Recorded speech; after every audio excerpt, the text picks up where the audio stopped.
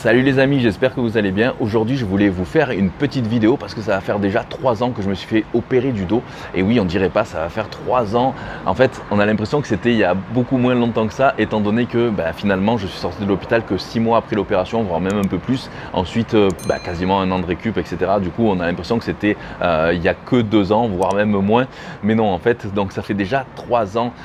Donc ça sera le 18 décembre exactement 2017, je m'étais fait opérer. Et donc, je voulais faire une petite vidéo pour récapituler un petit peu tout ça parce que j'ai eu pas mal de demandes justement de personnes qui m'envoient des messages, des commentaires, etc. pour me demander comment ça va aujourd'hui, si j'ai encore des douleurs, si je peux m'entraîner comme avant, etc. Et puis certaines personnes aussi qui me rejoignent sur la chaîne ou qui m'ont rejoint ces 3 dernières années n'ont pas forcément suivi et du coup je voulais expliquer, récapituler disons un petit peu tout ça pour que vous compreniez un petit peu mieux pourquoi je ne fais plus tel ou tel exercice, pourquoi je m'entraîne de telle ou telle façon, pourquoi j'ai arrêté la compétition, etc. aussi. Même si j'avais fait une vidéo spéciale pourquoi j'arrête la compétition, ça je l'avais fait il y a déjà, je me rappelle même plus, il y a déjà un petit moment, donc allez checker la vidéo. J'avais déjà tout expliqué ça et puis il faut dire que je vais avoir 40 ans l'année prochaine, donc pour moi la compétition aussi c'est du passé, j'en ai fait le tour, j'ai plus envie d'en faire et je l'ai expliqué déjà suffisamment pourquoi. Alors pour en revenir à mon dos, donc je me suis fait opérer en 2017, décembre 2017, d'une hernie discale, donc que je traînais depuis ado, voire même avant. Donc c'est pas un accident comme j'ai pu le voir, c'est pas quelque chose qui est lié à, je sais pas moi, un accident de musculation ou autre chose. Voilà, c'est quelque chose que j'ai depuis très très longtemps. Donc déjà ado, j'avais déjà très mal. J'avais consulté, j'avais fait des radios, des rendez-vous avec des ostéos, des kinés, etc. Et je me rappellerai toujours quand j'étais petit et qu'on devait s'asseoir en tailleur, je pouvais pas faire comme tout le monde. J'avais déjà super mal, donc j'étais obligé de me tordre sur le côté ou de m'asseoir différemment, etc. Donc ça remonte à très loin quand même. Finalement, voilà, j'ai jamais voulu me faire opérer parce que pour moi, j'avais une phobie des opérations tout simplement. J'avais vraiment pas envie qu'on me touche le dos, qu'on me charcute, etc. J'avais vraiment très peur. Donc je voulais à tout prix éviter tout ça. Et donc finalement, j'ai pu quand même vivre plus ou moins normalement. Donc après le bac, j'ai fait 5 ans d'études pour arriver au Master STAPS et ensuite brevet d'état à Cumez plus diplôme de préparateur physique de sportif de haut niveau. Du coup, ça m'a fait 7 années d'études après le bac où j'ai fait aussi énormément de sport et d'activités physiques. Et forcément, j'ai eu des douleurs, mais ça m'a pas empêché quand même, malgré tout, d'avoir mes examens, mes diplômes, etc. Donc, c'était pas pour moi invivable. J'avais des douleurs, mais je pouvais quand même les supporter et j'avais pas envie du tout de me faire opérer justement pour pas que ça me coupe dans mes études, etc. Donc, pour moi, c'était vraiment hors de question. Donc, je faisais quand même de la kiné, de l'ostéo, etc. Mais voilà, les douleurs étaient là, mais c'était pas non plus invivable. Je me suis jamais bloqué en musculation ou au sport, c'était toujours sur des mouvements de la vie quotidienne. Donc comme pour me pencher pour ramasser quelque chose, pour je sais plus, pour passer le balai ou l'aspirateur. Donc ça interdit pour ceux qui ont des hernies discales. Enfin bref, c'était que sur des mouvements de la vie quotidienne où je me bloquais. Et en fait, ça me faisait comme si on m'enfonçait un poignard dans le bas du dos et ça me faisait comme une espèce d'électricité. Enfin bref, un truc comme ça qui me mettait complètement KO par terre. Et donc je pouvais plus bouger ensuite pendant souvent 15 jours.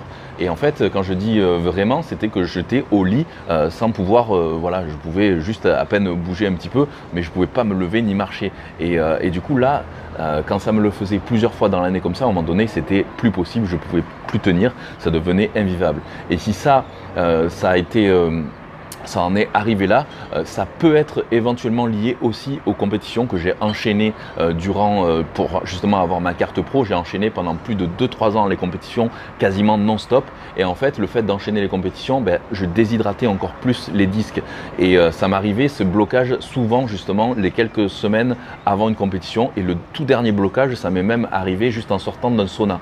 Je sors du sauna, je suis dans la salle de sport, je me baisse juste pour remettre ma chaussette et là, blah, ça me prend comme une décharge électrique et boum, je tombe par terre et là pareil, je peux plus bouger, truc de fou, donc j'en ai pour 15 jours encore, donc truc de malade. Et donc là, c'est pour ça que j'ai vraiment décidé du coup de faire cette opération. Mais avant tout ça, bien sûr, j'ai testé plein de techniques, j'ai essayé plein de choses pour justement éviter à tout prix cette opération. Et donc ce que j'ai fait pendant quasiment 1 an, c'est ce qu'on appelle de la décompression neurovertébrale. Donc c'est-à-dire qu'on est harnaché en fait avec un espèce de harnais et on est allongé dans une machine et puis qui nous tire justement avec ce harnais pour décompresser. Et tout ça, c'est relié à un ordinateur en fait. Donc c'est un petit peu comme une table d'inversion, sauf que là en fait on est harnaché et c'est l'ordinateur qui contrôle justement le tirage, donc la force du tirage, la durée, etc. Et du coup ça permet de relâcher tous les muscles du dos, les muscles profonds, etc. qu'une table d'inversion classique ne peut pas faire justement. Et donc l'ordinateur et la machine, à partir du moment où elle sent que les muscles du dos se contractent, elle va relâcher tout doucement la pression pour justement relâcher à nouveau ces muscles et retirer et du coup décomprimer les nerfs, les disques, etc. qui sont pincés. Et donc pour moi ça avait vraiment été très efficace. J'ai fait ça pendant quasiment un an à raison de 3 fois par semaine. Il faut savoir qu'aux États-Unis, ça, c'est pas remboursé du tout, c'était très cher, donc c'était à peu près dans les 5000 $, un truc comme ça pour les 2-3 mois. Donc voilà, ça commençait à revenir vraiment très cher. Le problème de cette technique, c'est que effectivement sur le moment, c'était super. J'avais les douleurs qui s'étaient vraiment bien atténuées, je me bloquais plus. Le problème, c'est que le jour où j'ai diminué et où j'ai arrêté, c'est revenu comme avant. Donc voilà, c'est une technique qui est efficace, mais il faudrait presque la faire tout le temps. Et je pense que j'avais mes disques qui étaient beaucoup trop déshydratés et déjà trop pincés. Donc pour que ça puisse être efficace sur du long terme. Donc je sais que ça existe en France, j'en ai trouvé d'ailleurs. Donc vous pouvez regarder décompression neurovertébrale, un truc comme ça. Voilà, pour ceux qui ont des problèmes d'hernie discale qui sont encore légers, qui ne se pincent pas forcément tout le temps, ça peut éventuellement justement résoudre ce problème et éviter l'opération. Donc j'avais fait ça, j'avais fait beaucoup d'ostéo, de chiro, j'avais fait pas mal de choses comme ça.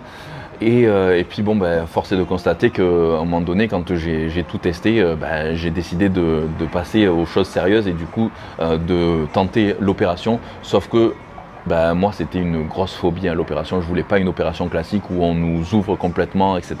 Et donc du coup je me suis renseigné sur tout ce qui pouvait se faire comme type d'opération et j'ai vu qu'il existait une méthode qui s'appelait herniectomie. Et donc c'est une méthode mini-invasive où on ne vous ouvre pas entièrement en fait et on est sous scanner et on nous enfonce des micro-aiguilles et en fait c'est avec ces petites aiguilles qu'on va gratter la partie de la hernie justement qui fait que ça touche le nerf et que ça irradie le nerf à chaque fois et après on peut aspirer justement la partie de la hernie qui sort, qui fait que on se bloque sans arrêt, etc. Donc pour moi c'était j'ai trouvé que c'était une technique qui m'irait, d'autant que je m'étais renseigné, avec cette technique je pouvais reprendre le sport et l'activité physique beaucoup plus rapidement qu'avec une opération classique. Donc j'ai décidé de faire cette technique là. Donc il se trouve que c'est le docteur Amoretti qui est au CHU de Nice qui a inventé cette technique. Alors qu'est-ce que je fais? Je vais directement à la source parce que pour moi c'était le boss du boss. J'avais vu sur internet et tout ça qu'il y avait de bons avis, etc. Et donc je me rends directement là-bas. Alors aussi à l'époque j'ai eu beaucoup de critiques sur ça, tu rentres en France pour te faire soigner gratuitement, machin, etc. Alors totalement faux en fait, tout simplement parce que quand on est expatrié comme moi depuis plusieurs années à l'étranger, on n'a plus du tout droit à la sécurité sociale, donc on paye nos soins. Et puis aux États-Unis de toute façon j'ai mon assurance santé que je paye cher tous les mois parce que je suis chef d'entreprise, donc j'ai ma propre mutuelle, c'est comme une mutuelle en fait, mais c'est notre assurance santé, voilà, donc je la paye, c'est quand même assez cher, c'est dans les 650 par mois. Et encore je suis couvert pas à 100%. Si je voulais vraiment être couvert à 100%, c'est plus de l'ordre de 1500 par mois. Mais voilà, j'estimais qu'à mon âge, je n'avais pas forcément besoin d'une couverture complète. Donc voilà. Mais j'aurais très bien pu me servir de mon assurance santé américaine, me faire opérer aux États-Unis, sauf que je voulais pas d'une opération classique. Je voulais être en France près de mes proches parce que j'avais vraiment très peur. Et puis avec justement le docteur qui avait inventé cette technique. Donc voilà le pourquoi du comment. Donc voilà, j'ai payé mon opération. Et ça s'est pas passé comme prévu. Alors si tout se passe bien au tout début, donc j'ai mon opération, etc.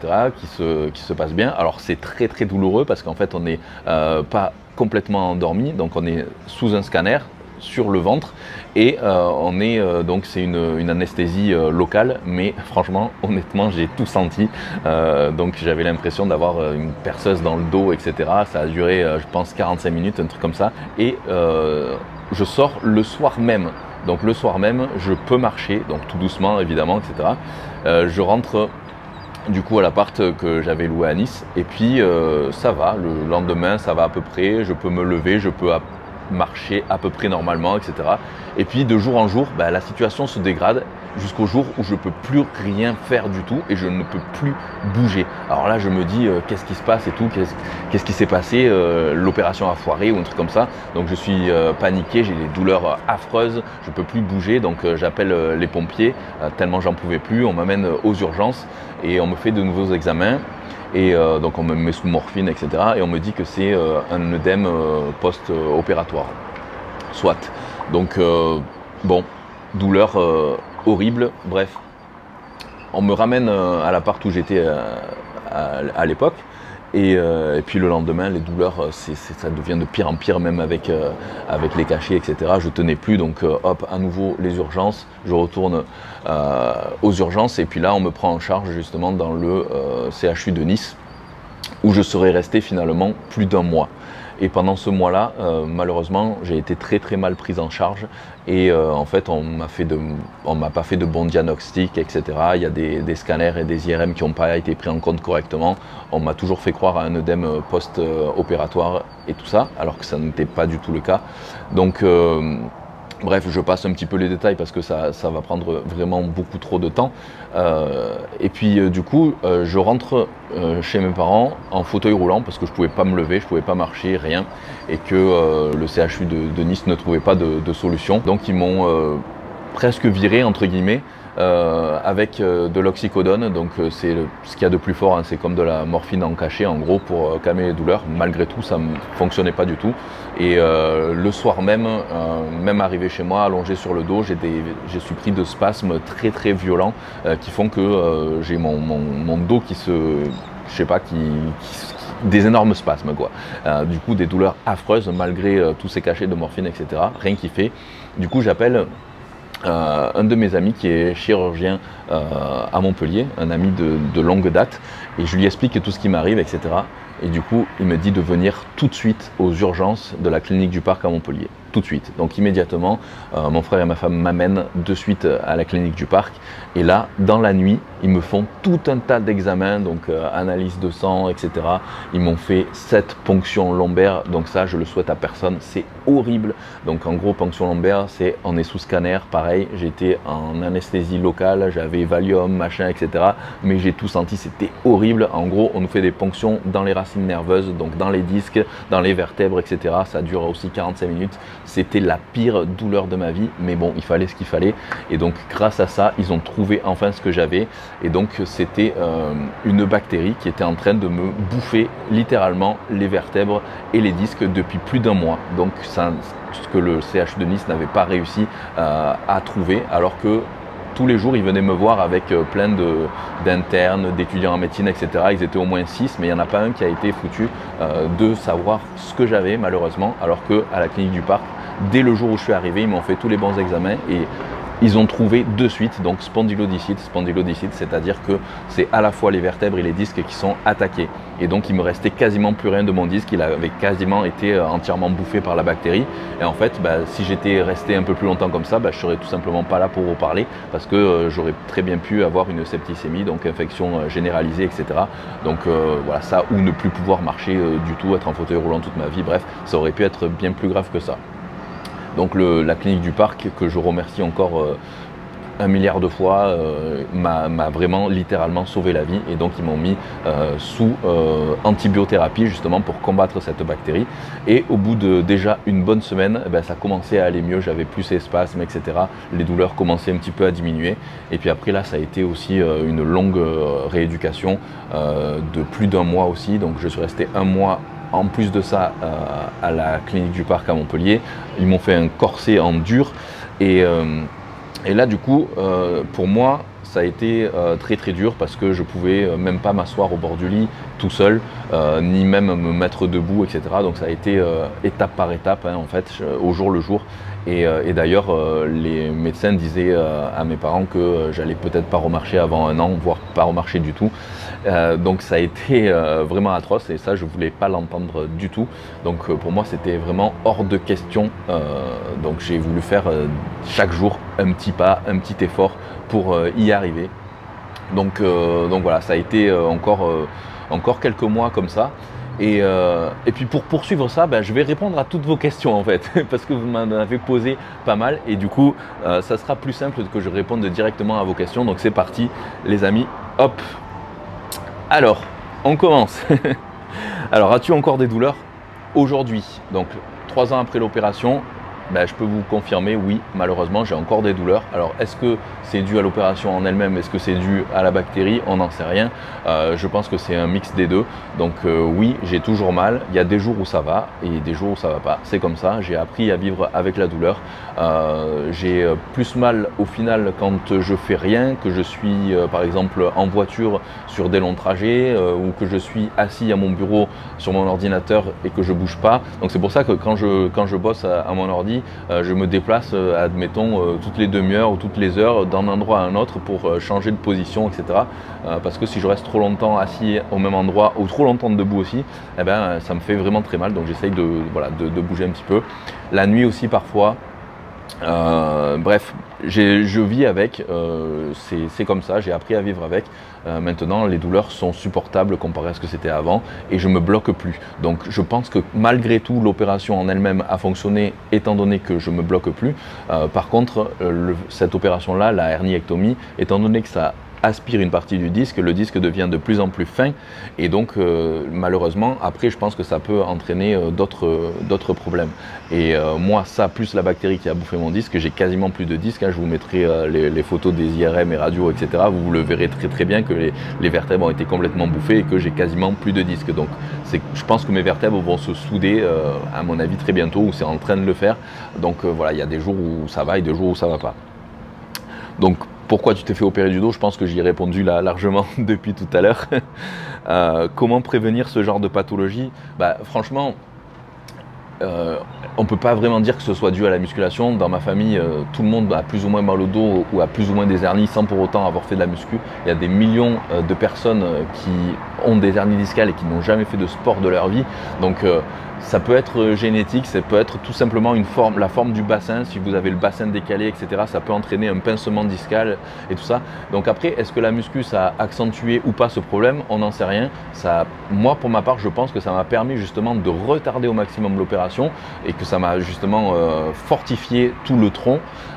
Mais après, ensuite, évidemment, à plus haut niveau, l'enchaînement des compétitions, je pense que ça n'a pas dû arranger les choses, surtout dans les sèches en fait. Comme je vous ai expliqué, ça déshydrate énormément les disques, mais en termes de charge, c'est pas, disons que j'ai jamais fait de squat lourd, j'ai jamais fait de soulevé de terre lourd, même avant mon opération, parce que de toute façon j'avais mal et que je savais qu'il me fallait pas beaucoup de charge sur le dos. Donc vous me verrez jamais dans aucune vidéo faire de squat lourd ou de soulevé de terre lourd ou des trucs de ce genre un peu risqués.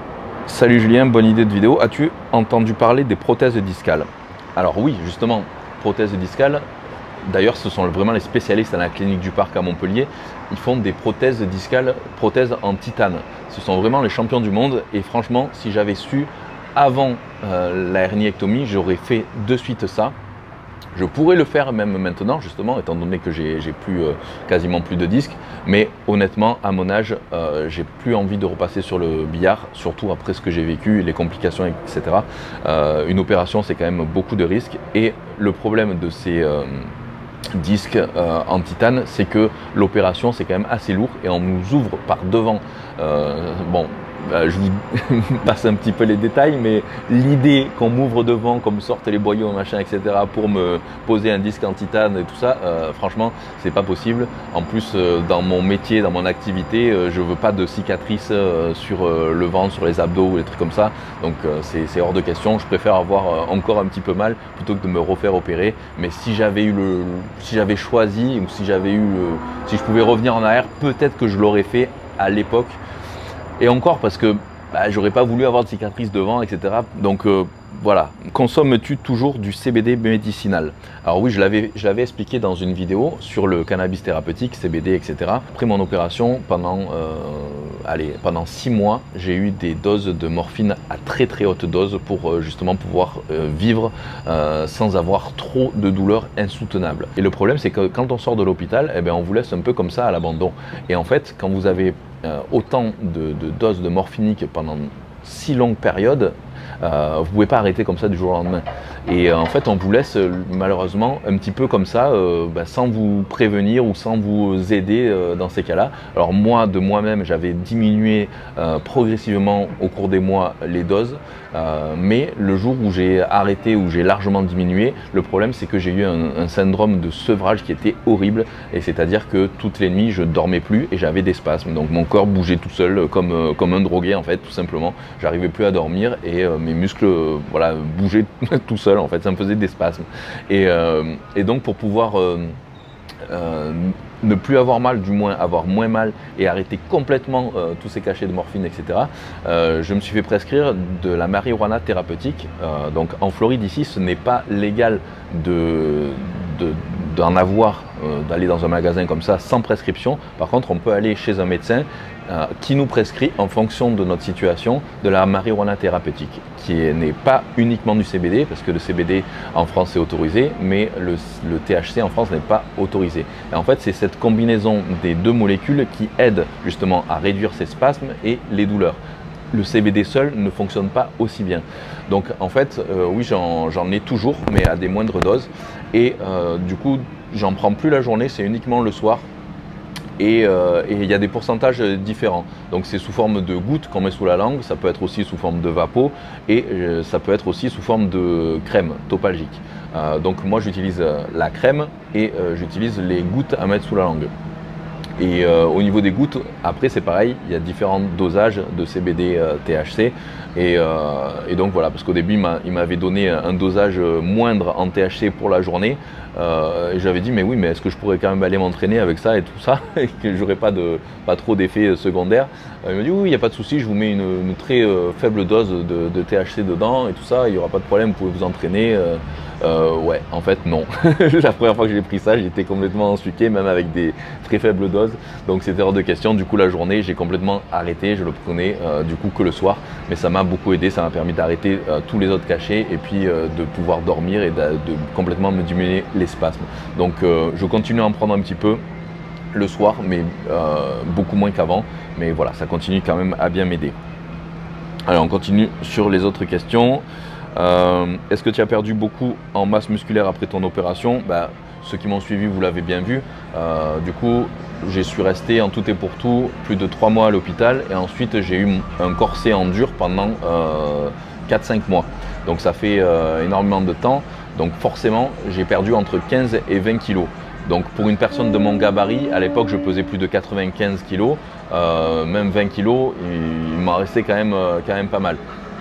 Même plus, je crois que j'étais il me semblait que j'étais à 100 kg avant mon opération, un truc comme ça. Enfin bref, j'ai perdu entre 15 et 20 kg, sachant que si j'avais pas eu cette masse musculaire, j'aurais mis énormément de temps à récupérer, j'aurais mis beaucoup plus de temps et donc les kinés, les médecins et tout ça, ils m'ont dit heureusement que vous aviez une grosse masse musculaire de départ parce que des gens comme vous qui ne sont pas forcément aussi musclés, qui subissent ce genre d'opération et qui perdent beaucoup de poids, autant voire même plus, n'arrivent pas à remarcher aussi rapidement. Donc oui, effectivement, quand on est immobilisé complètement dans un lit et qu'on ne peut pas bouger du tout et qu'on ne peut pas manger non plus, parce que je vous rappelle que les premières semaines j'étais complètement allongé dans le lit et je ne mangeais pas, j'étais uniquement sous perfusion parce que je ne pouvais même pas relever la tête. Donc en gros pendant plusieurs semaines je n'ai même pas mangé et quand on est allongé complètement et qu'on ne peut même pas se tourner dans le lit ou s'asseoir au bord du lit, on fond. Quel exercice ne peux-tu plus faire aujourd'hui mais que tu adorais avant? Alors, disons que même avant l'opération, comme je vous l'ai dit, je ne faisais pas tout ce qui était squat, soulevé de terre, etc. Je faisais un peu de rowing buste penché et c'est vrai qu'aujourd'hui je ne peux plus le faire du tout. Tout ce qui est rowing buste penché, là où j'ai le buste qui n'est pas appuyé, je ne peux plus le faire. Donc ça, je le bannis complètement. Mais sinon, franchement, je peux quand même bien m'entraîner, on va dire, et me faire plaisir. Donc il n'y a pas vraiment d'exercice que j'aimais énormément avant que je peux plus faire aujourd'hui, à part tout ce qui est voilà, rowing buste penché, etc. Faire de la corde à sauter avec ton dos conseillé, donc forcément tout ce qui est corde à sauter, saut, tout ce qui est course, etc. Là où il y a des impacts au final, c'est vrai qu'il vaut mieux éviter. Alors je l'ai fait une fois pour une vidéo où j'ai fait un petit peu de corde à sauter, Voilà, c'était juste quelques secondes, c'était pas non plus quelque chose d'extrême. Mais c'est vrai que de le faire tous les jours, il vaudrait mieux éviter effectivement parce que il y a des impacts. Donc même si on essaye de pas mettre trop d'impact au sol, il y en aura quand même toujours. Donc oui, c'est un peu à éviter. Après, j'ai tenté récemment de vouloir refaire des sprints pour du HIIT cardio et sur le moment, j'allais très bien, tout allait bien. Et puis le lendemain, très grosse douleur. Ça m'a duré quand même plusieurs jours. Donc tout ce qui est sprint ou course, vraiment, j'évite un petit peu. Donc j'essaye de faire du cardio plutôt vélo, plutôt elliptique ou rameur, etc. Ou quelque chose où il n'y a pas d'impact, quoi, on va dire. Donc combien de temps tout ça, ça m'a pris pour la rééducation? Je dirais que ça m'a pris une bonne année facile, hein, parce qu'entre le moment où je me suis fait opérer et le moment où je suis sorti de l'hôpital, déjà ça a pris 6 mois. Donc il y a eu la rééducation à l'hôpital, etc. avec le corset, avec plusieurs kinés qui m'ont tenu de chaque côté pour que je puisse faire mes premiers pas, etc. Et puis ensuite, quand j'ai pu re-rentrer dans ma famille, j'avais donc mon corset, j'avais mon déambulateur et puis là j'ai commencé à faire des pompes et des dips sur mon déambulateur. J'ai commencé aussi à faire des exercices aux élastiques, etc. Et puis petit à petit, je suis ensuite retourné en salle. Et puis là, c'était surtout pour le mental en fait. Le fait de retourner en salle, mais ça m'a boosté à mort au niveau mental. J'en avais besoin de ça. J'étais enfermé depuis plus de 6 mois sans bouger. Donc pour moi, voilà, le fait de retourner en salle, au final, ça m'a remis de la motivation. Et puis voilà, mais j'ai fait uniquement par contre que des exercices sur des machines guidées, quasiment sans poids, juste pour retrouver des sensations. Et puis voilà, ça a été une belle période. Au final, je me rappellerai toujours la première fois où je suis revenu en salle. Et puis progressivement, j'ai commencé à utiliser des machines guidées, mais avec charge. Sauf que les disques, c'est ma femme qui les mettait, Marjorie, qui venait tous les jours avec moi pour m'aider, s'entraîner avec moi. Et elle me chargeait les machines parce que je ne pouvais pas me baisser pour prendre les disques et les charger sur les machines. Donc voilà, je la remercie encore 1000 fois. Elle m'a vraiment soutenu toute cette période, depuis le début jusqu'à aujourd'hui. Donc voilà, encore merci. C'était comme ça et je me suis entraîné pendant très longtemps comme ça. Et après, au bout d'1 an et demi, j'ai recommencé à toucher aux haltères, mais pas avant parce que ça c'était bien plus risqué et dangereux, disons. Donc les haltères, j'ai commencé que voilà, vraiment, je pense facile 1 an et demi après l'opération. Et après, la concrétisation de tout ça, c'était bien sûr de remonter sur une scène professionnelle. Et pour ma dernière compétition en classique physique que j'ai fait donc à San Marino en Italie en décembre dernier. Donc pour moi, ça a été ma plus belle victoire. Même si j'ai pas fait de place, j'ai pas fait de podium, etc. Pour moi, ça a été ma plus belle victoire parce que c'est quelque chose qui me semblait impossible à moi-même et aux autres d'ailleurs. Et au final, j'ai affiché une très belle condition que j'aurais jamais pensé pouvoir atteindre avec ce que j'avais vécu. Donc pour moi, ça a bien clôturé ma carrière professionnelle de bodybuilding, on va dire. C'était le plus beau challenge de ma vie, on va dire. Donc c'était une belle dernière.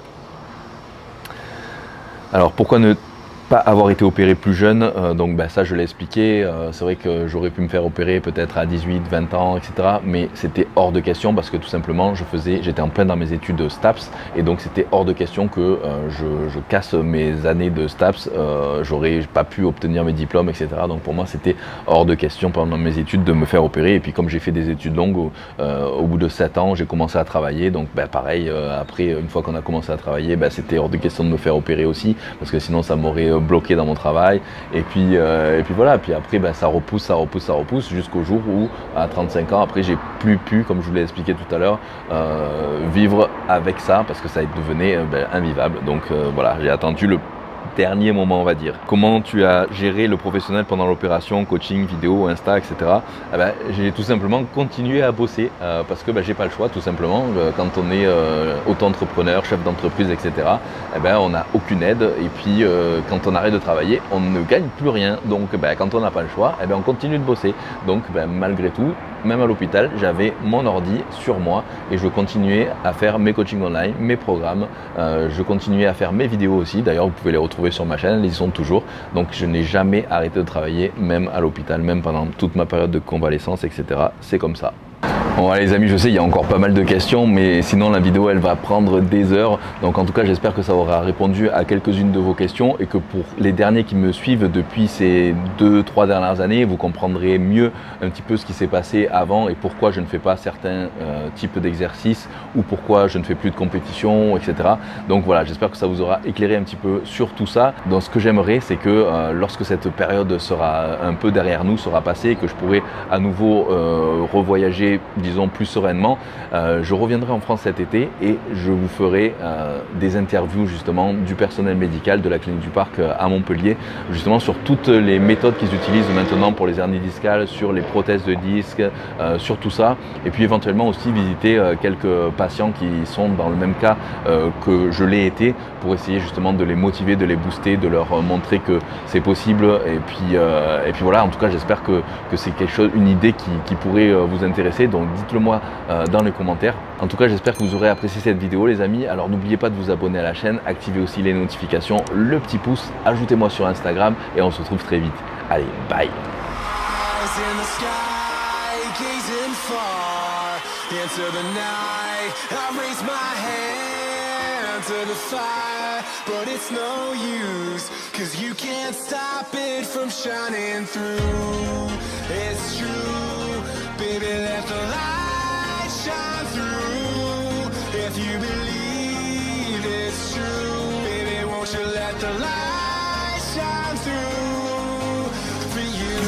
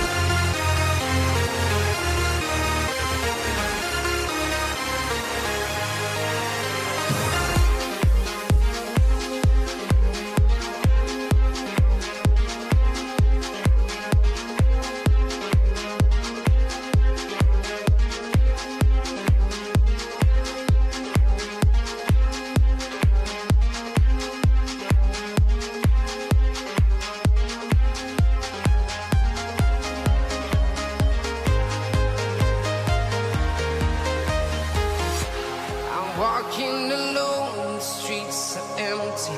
The only thing I can see is my own silhouette.